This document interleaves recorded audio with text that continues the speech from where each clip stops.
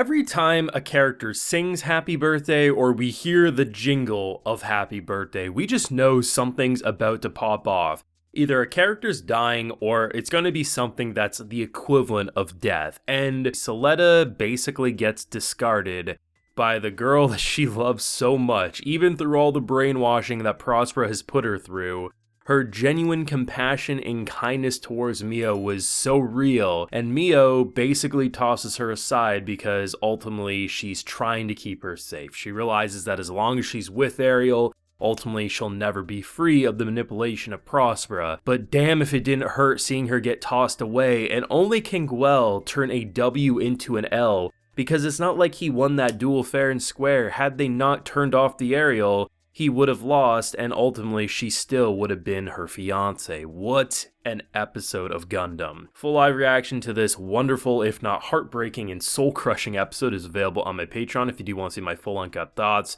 This one was a twist and turn. To be honest, I thought what they were trying to build into was that ultimately, because Guel's been trying to get that W for a while, and prior to the duel starting and us seeing something on the phone that Suletta has, I was like, oh, maybe they're really trying to build Guel into him getting a W, him actually defeating Suletta, and then in return what would happen is that it would encourage her to maybe eventually try again to win her back, sort of a thing, and maybe this way, like, you know, you free our girl, ultimately maybe this is how it's going to go down. And no, very quickly it shows us, no, this isn't going to work for a couple of reasons. One, Guel is literally suffering from PTSD of squishing his father into tomato paste in the sky, and two, he's just not as skilled as someone like her. I mean, I think there's just no arguing. I think she is the most talented pilot we've seen, and it's not simply just because she's the main character. I mean, damn, between the Arielle's insane talents and her own kind of like proper integration to the Arielle, Suletta is just next level at flying this Gundam. But I love the fact that, you know, we've been having these little hints and teases of how bad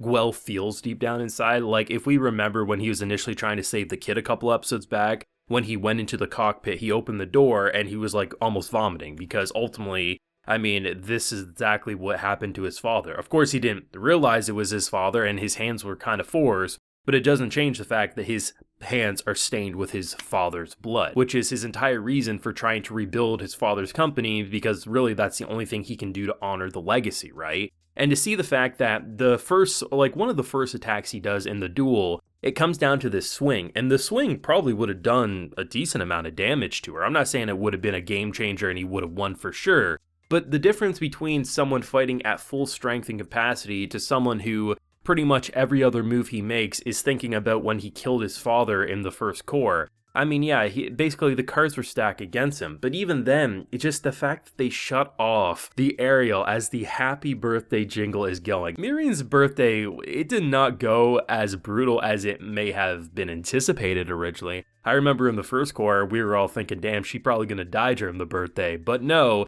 Instead, they, in my opinion, they make it more savage, because even though we know how much Mio cares for Suletta, I mean, her entire reason for working with Prospera and more or less inheriting her father's legacy with Quiet Zero is to keep her safe. And I mean, at the end of the day, it doesn't change the fact that it stings like a bitch when you see her look so menacing, just calling her some country bumpkin from Mercury, right? It's just, I don't know what's going to happen with Suletta, but in my opinion, what this episode does say is that there is another couple cores of Gundam coming, because pretty much every Gundam usually gets around 50 episodes, more like it's usually the obvious trend. And even though right now the only confirmed episodes is this core, right? I mean, if we rewind even back to when something like Iron-Blooded Orphans was coming out, initially the last two cores weren't confirmed until the second core ended, right? And I think really, after watching an episode like this, considering the fact that we have half a season left, seriously, how would they wrap all this up? No, in my opinion, we're going to end with Quiet Zero potentially unleashing, maybe starting to get the momentum really going, and most likely will come into a third core with a time skip of some sort with the characters a lot older. In my opinion, what this episode does based on the pacing and the fact that we're now separating Mio and Suletta for at least a few episodes, if not the remainder of this core, yeah, I really think this episode says for sure, like, yeah, they 100% are probably going to do a time skip and we're going to get another 2 cores over the next year or so, or however long they decide to take, right? But in terms of emotion, they hit it. I mean, they're keeping all the characters relevant in the right ways. Like, Shadiq as a character, right? He's kind of like took over the business. He's going through these political loopholes, But at the end of the day, there's not too much you can really show with him, but I'm glad that they're currently, anyway, keeping him there for a few minutes each episode to really show that just because he's not dueling, or just because he's not interacting with Mio or Soleto or any of these other characters, he's still doing some pretty crazy and shady things behind the scenes, and it's nice to see that. Or even our favorite boy who comes in who decides to pull a goddamn taser. I mean, that was a very psycho predatory vibe, but man,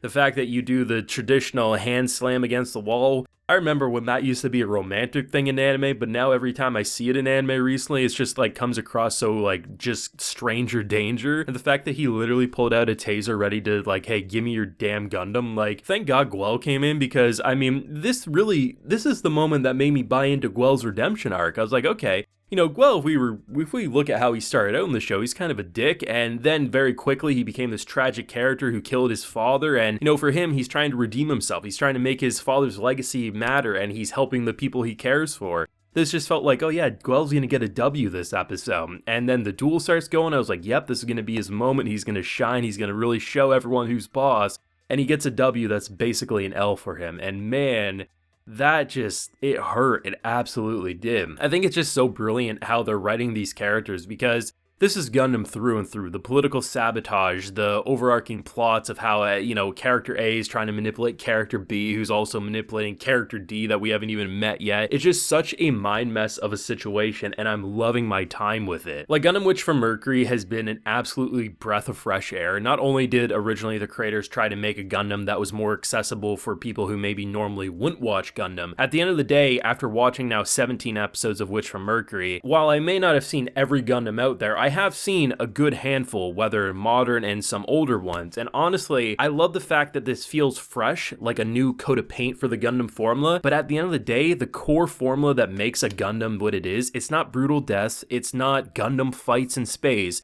no, it's the political stories that are being told, and man, after seeing the setup, and yes, Core 1 did have some shocking moments, at the end of the day, Core 1 was more setup than anything. The payoff of that setup is coming through, and honestly, I'm really worried but excited to see what Soleta's mind will be like, because seriously, she will not betray her mom. She will not abandon Arielle, but she also clearly loves and cares for Mio. And after being seemingly discarded by her, obviously Mio doing it for her own sake, and also Prosper pretty much having an iron grip around Mio, basically being like, oh yeah, I don't give a rat's ass about my so-called daughter. But if you do this, sure, I'll let her go, just make sure I get one last duel. It's just, there's always something with this woman. And I think my favorite part about Belle and Prosper is they both have so much blood on their hands, or they've propelled things that are going to cause characters to have blood on their hands. The difference is Belle actually feels remorseful and regret and hates herself, where Prosper wears this giant grin on her face saying, yes, the world is going to be my plaything. And it is frightening as hell, but that's what makes Witch from Mercury so compelling. Thoughts and feelings yourself though down below. Drop a like if you enjoyed, subscribe if you're new around here, ring that bell of course so you can get notified when I upload on the channel, and like I mentioned, we do have a full live reaction available on my Patreon. And while you're there, you can also get a video shout out like a few are about to get here. So we have Dude Guy Man,